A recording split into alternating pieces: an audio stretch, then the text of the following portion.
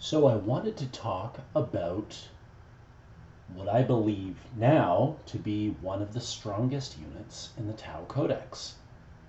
This is, of course, post chapter approved 2022, where the new ninth edition Tau Codex took a hit with some point changes to key units such as crisis suits, broadsides, commanders, and a few other things that were sort of the heavy hitters in terms of damage for the Codex.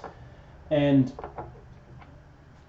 when the Codex was released, the Hammerhead was sort of teased beforehand, and a lot of people had freaked out about the power of the railgun.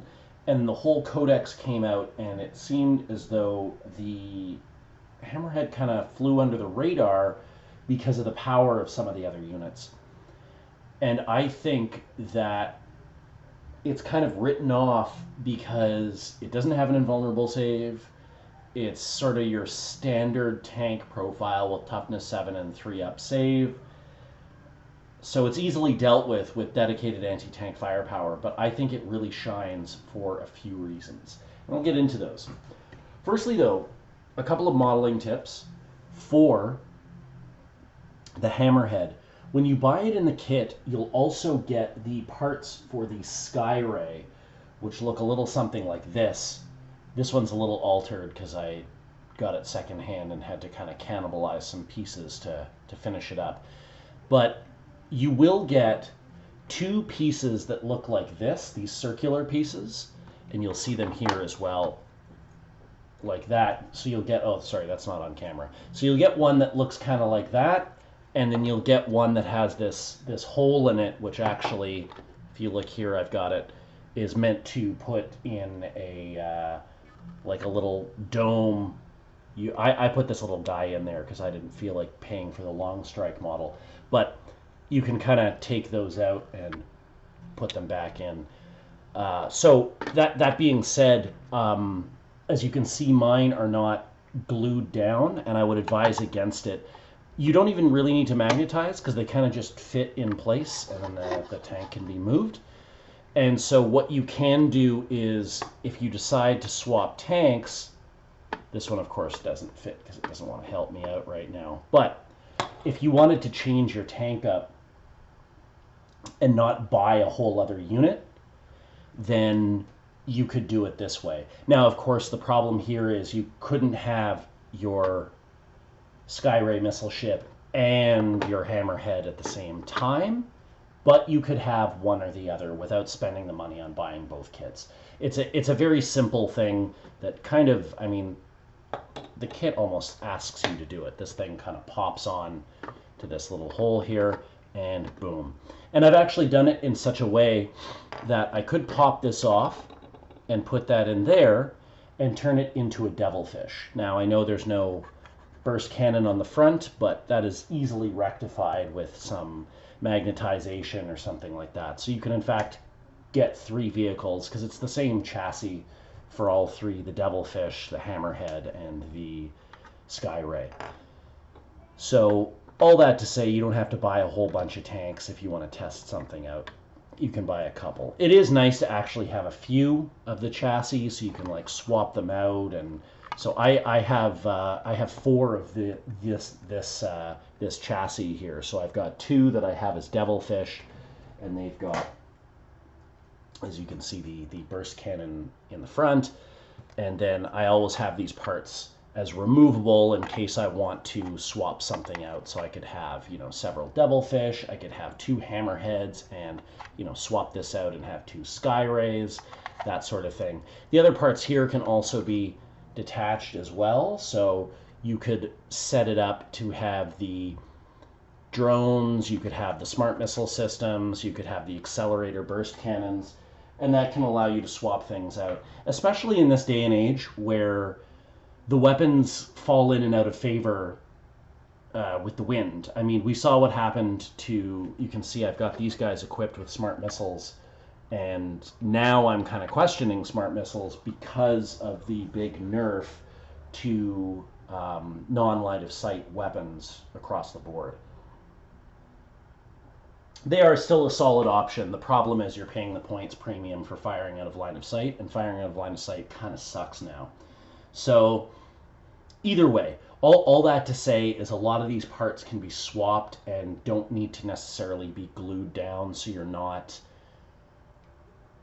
putting yourself into a hole and then saying, oh crap, I built it, I built my Hammerhead with an ion cannon when in fact I want the railgun instead, or vice versa. However you should want to do it. It's just nice to have those options where you can swap parts out and mix and match and not have to worry too much about buying too many kits, because as you probably know, they are expensive. So anyhow, let's get into the rules and all that stuff and strategies and why I think the Hammerhead is one of the best units in the Tau Codex based on its point cost, effectiveness, and everything else. Let's get started.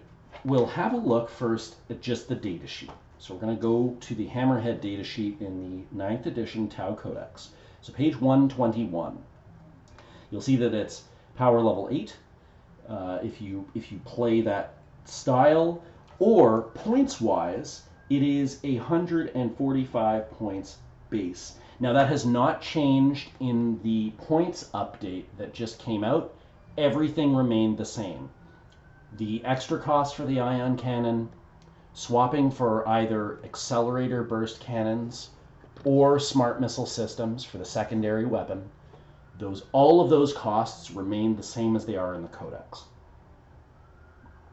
So just because of that, I'm not going to call that an improvement, but what we did see is things like crisis suits, like the storm surge, like broadsides, all take a hit because they cost more points. Now, before this, I would have told you the Hammerhead is a very, very good unit. And I've used it a few times and I've loved it. Every time I have used it, it's incredibly effective. And I would tell you now more so that it's effective as well, just because it's the same points cost that it was, and a lot of the other heavy hitting units have gone up in points. So just because of that, it's not necessarily an upgrade, and that's also not to say don't ever take crisis suits or broadsides because the points went up. They're still very good units. They're just more expensive now. So you're going to have to finagle your way into getting, whatever you want in your army. So the Hammerhead has a base movement of 12, so your sort of average tank movement. Weapon skill 6 up, of course. Ballistic skill 4+. So that is actually a downgrade from the previous Tau Codex, where it started at a 3+.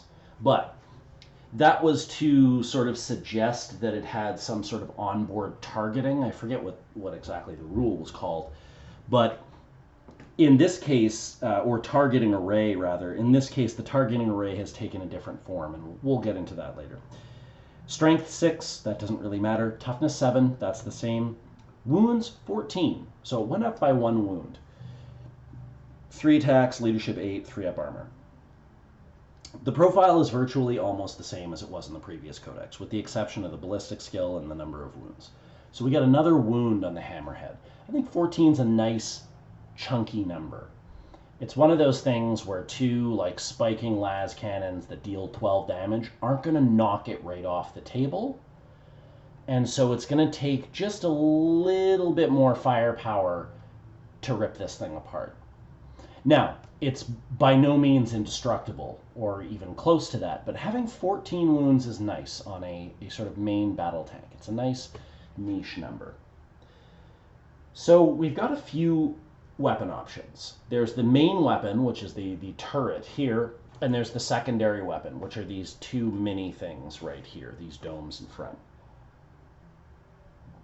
By default, you'll have the gun drones as your minis here, and that will cost you no additional points for the model. So it'll still be 145 points if you keep the gun drones. You've got 2 other options, though, that cost points and are better. So we've got the smart missile systems, which will cost you 5 points each, so a total of 10 more points for the model. or you've got accelerator burst cannons. So I would say at this point the best option, it's kind of going to depend on what you want to do. The gun drones are really good because they're cheap, it's a lot of shots, and it's a reasonable range at 24 inches.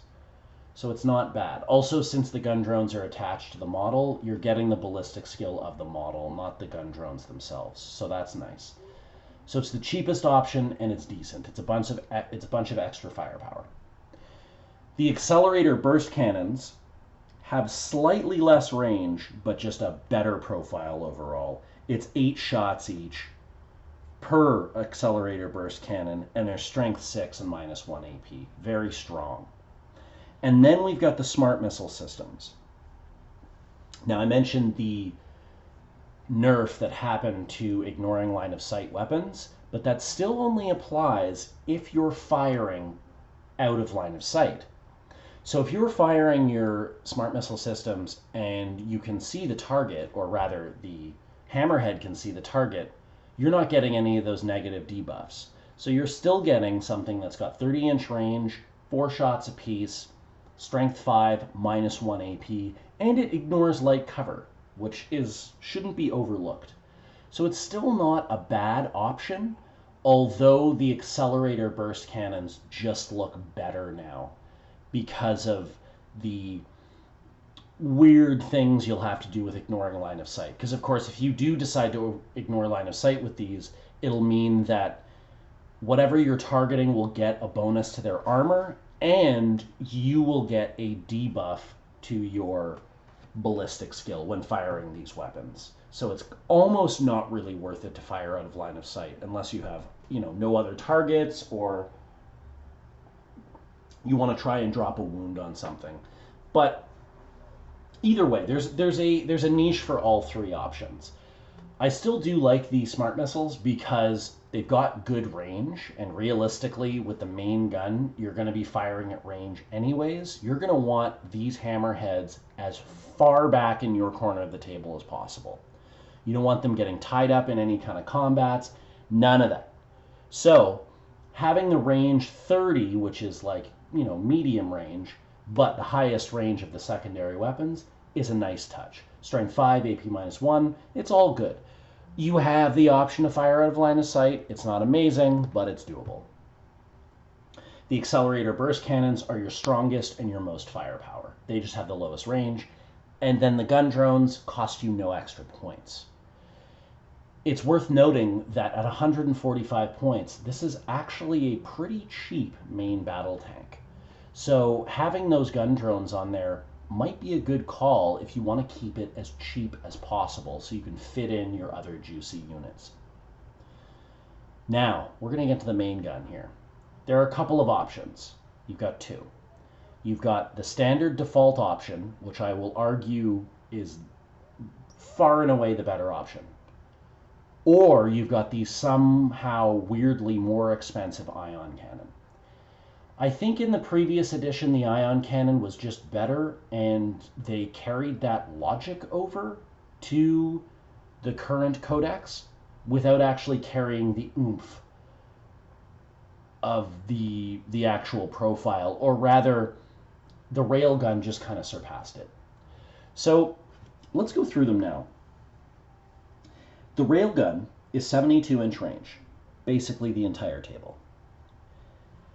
It's heavy 1, so it is one shot, but it's strength 14, it's AP -6, and it's 6 plus D3 damage. And if you wound, you tag an extra 3 mortal wounds onto whatever you're wounding. So this gun is ideal for taking out like medium vehicles or monsters. Say like a Rhino tank, for example, would be the best possible target because you could one-shot it very easily.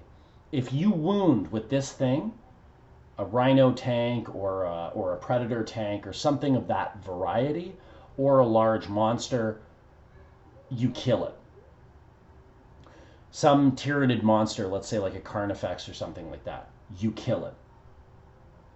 Even if they've got an invulnerable save, this thing just ignores invulnerable saves. And the fact that it's AP -6 means you're cutting through pretty much everything. Even when we take the new Armor of Contempt rules for Space Marines, Chaos Space Marines, and all that into account, it would go down to a -5, which still obliterates any 2+ armor save. There's a chance with armor stacking and Armor of Contempt and other things like that that your opponent may get a 6+ armor save, but they're not getting an invulnerable save because they're just not allowed to be taken. And the Strength 14 is enough to double out Toughness 7, which means it'll wound on 2s. This thing kills medium vehicles and monsters very, very well. Then we look at the ion cannon, which looks like it's more of a anti-heavy infantry type weapon. It's got more shots, lower strength, but multiple damage for each shot. So let's have a look. So the ion cannon, like all other ion weapons, has a standard and an overcharge profile. So 60-inch range, which, I mean, it is less than the railgun, but that's really not a big deal, going from 72 to 60. It's heavy 3d3, so it's at least 3 shots, or it could be 9. It's -2 AP, which I think is pretty shit. I think it honestly should have been -3, but it's only -2. It's 2 damage standard or 3 damage if you overcharge it. And it'll be strength 8 if you overcharge it. With, of course, like other ion weapons, if you overcharge and you roll 1s to hit, you're going to take mortal wounds. I think this weapon is incredibly underwhelming, and the fact that it costs an extra 10 points if you swap it out for the railgun is just a reason to never use it. I'll go over this. Yes, you get more shots. And of course, let's say we get our average of, if it's 3d3, let's say it's like 5 or 6 shots even. That's good. Strength 7 is good. Let's say you're going after Marines or something like that. Strength 7 or Strength 8 is good. The -2 AP really hinders this thing. It's just not enough. It's really just not enough for a main battle tank's weapon. If we look at the Riptide Battlesuit, which is on the next page over, its weapon has -3 AP, and it deals more damage. Now, of course, the Riptide costs a lot more, but it just feels like for a main battle tank weapon, it's kind of underwhelming. 2 and 3 damage, I don't have as much of a problem with. The issue is the low AP and the fact that it costs 10 points more.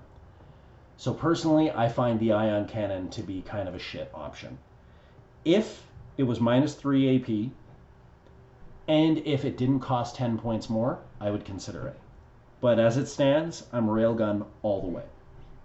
Every chance. I'm never going to pay more points for a crappier weapon. Plus, this ion cannon type weapon is something that is found a lot across the Tau army in things like the Riptide, the Ghost Keel, even crisis suits with cyclic ion blasters. This weapon profile is available in different forms all across the codex, whereas this gun, the railgun, is nowhere else, not even close. -6 AP, strength 14, a Christ load of damage, and it does extra mortal wounds and ignores invulnerable saves. It's a fantastic weapon. So, like I said, railgun all the way. Otherwise, you don't have any other options really, aside from tacking on 2 seeker missiles, which is not a bad call. Let's say you have a railgun variant, or even the ion cannon if you decide to, and you have 2 seeker missiles. You could fire on your first turn, for example, at a high-profile target and add the seeker missiles to that damage and hope to really, really hurt something or deal a little more damage to a unit that has multiple models in it, something like that. At 5 points, it's not a bad call, but at the same time, it's very nice to keep these guys nice and cheap, as I had said before. But seeker missiles won't run you back that much. It'll be 10 points if you take 2 of them. Now, the thing about the Seeker missiles, of course, is they're one-time use. So you fire them once and they're gone. So that's something to consider. But this new Seeker missile profile is pretty solid. 72-inch range, so it'll match the railgun. Heavy 1, so heavy 2 if you've got 2 of them. Strength 9, which is a nice sweet spot for wounding vehicles, especially things that are toughness 8. Minus 3 AP, very good. And 2d3 damage is very comfortable because it's a minimum of 2 damage and a max of 6. So if we fire a railgun and 2 Seeker missiles and we fire it at something, you know, a big heavy vehicle, we can probably be sure that we're going to, if not blow a massive chunk out of it, and if not that, destroy it entirely. So Seeker missiles, not a bad call. But if you want to keep it cheap, I highly advise railgun and the 2 gun drones that you can come attached with. It costs you no extra points. It'll be 145 points on a solid chassis. Great, great overall unit. So I had mentioned that it used to have ballistic skill 3+ in the previous codex. And it was something called the targeting array. It was just sort of assumed that the Hammerhead and the Sky Rays had these extra AI targeting matrices, I guess, that allowed them to shoot better. Now, what you get here, instead of the ballistic skill 3+, is you get, it's marked as targeting array. Each time this unit's Hammerhead model is selected to shoot, you can re-roll 1 hit roll when resolving the attacks. This, I think, is one of the best parts about this unit, is that built-in re-roll to hit. Because if you're firing this big heavy gun, you sure as hell want to hit. And so having a free re-roll to hit leaves you open if you want to re-roll the wound with a command point, or if you're something like the Tau Sept, or you've created your own Sept that allows you to re-roll a hit or a wound, this will allow incredible reliability for this gun. Because on most targets, if this gun hits and wounds, it hurts. Minus 6 AP, no invulnerable saves. Things can't get past this. The only things that can get past this are rules that mitigate the number of wounds that something can take, or things like feel no pain rules where you can try to save wounds on, say, a 6+ or a 5+. That's what can get around it. But it's still minimum 10 damage if you hit and wound with the railgun. So very, very good. If you are taking a Hammerhead, I advise taking 2, maybe even 3. Because having 3 of those guns floating around can be really dangerous. And this thing's mobility is one of its biggest assets because it allows it to kind of skirt along the backfield and find targets. So you could say deploy, when you've got your Hammerheads, you deploy them behind something. Keep them out of line of sight. Don't get greedy or anything like that. If your opponent's smart, they're going to hide their stuff too. They're going to try. So on your turn, you can move your full 12-inch move with this thing and try and pick line of sight. One more vote in favor of the railgun is a stratagem. Because the stratagem is only available if you take the railgun option. So it doesn't work with the ion cannon. So what you get is something called submunitions. This used to be a secondary profile for the railgun. It has now been turned into a stratagem. So you use the stratagem in your shooting phase when a Hammerhead model in your army is selected to shoot. If that model is equipped with a railgun, instead of making attacks with that weapon this phase, select one enemy unit that is not within engagement range of any units from your army, so out of combat, and is within 36 inches and visible. So it doesn't have the 72-inch range. It's got to be 36. Roll a d6 for each model in that unit, adding 1 to each roll if that unit has 11 or more models. On a 4+, that unit suffers a mortal wound. Now, this would be on a 3+ if there's 11 or more models. There's a maximum of 8 mortal wounds, but man, imagine you have a unit of 15 or even 20, like you've got cultists or something like that. Basically, something that the standard railgun is really terrible at dealing with. Because if you hit, I mean, if you hit a group of cultists and wound with a railgun, you're killing one with the railgun shot, and then you're killing 3 more with those 3 mortal wounds that are tacked on. It's not bad, but it feels like kind of a waste of a railgun shot. You kill 4 cultists. This way, you spend the CP, and on every 3 up, because you don't roll to hit, you just roll those dice. On each 3 up, the unit will just suffer a bunch of mortal wounds. So it's a maximum of 8.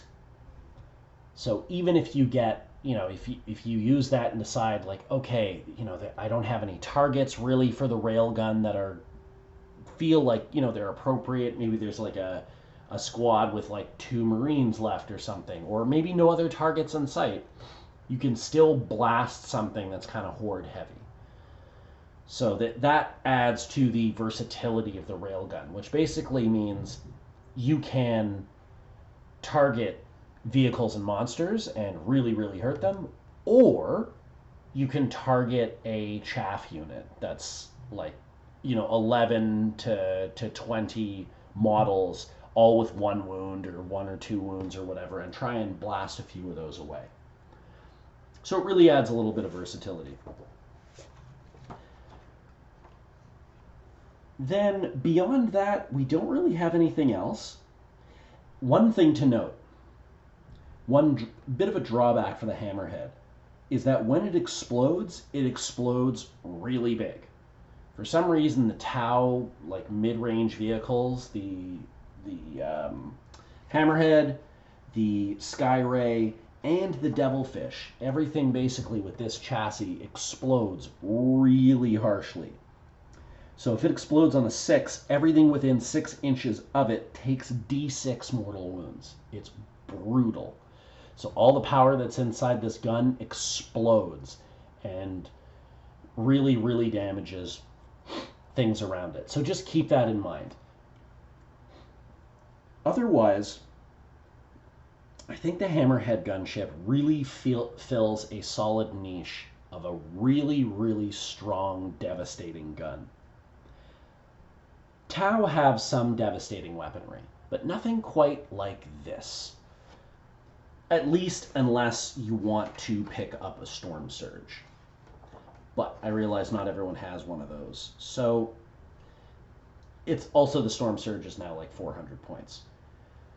So with that same, I mean, if you could almost get 3 Hammerheads for the cost of 1 Storm Surge. Almost. You get like 2 and something Hammerheads, which I think is a very, very solid investment. Very strong guns, very reasonable points cost. The added reliability of having that built-in reroll is fantastic, because you're not getting core with these guys, of course. They're battle tanks. You don't get the core keyword. They can move really well, and since they're hover tanks, they can fly, which means, let's say you hide it out of line of sight of something, and you can't skirt around it because maybe it's too big or maybe other units are in the way, you can just whoop, fly over because it can fly. So very, very solid mobility for a very dangerous gun. I like it a lot. The secondary weapon is kind of just gravy. I'd say take whatever you want. If you want to keep it cheap, go with the gun drones. If you want the really strong guns, go with the accelerators. And if you want something with a little added range, go with the smart missiles. Either way, none of them are really a bad call. Adding a couple of seeker missiles can add some extra damage to a unit if you want, but only once, so worth keeping that in mind. All in all, though, a solid vehicle, and I think a very, very powerful unit in the Tau Codex.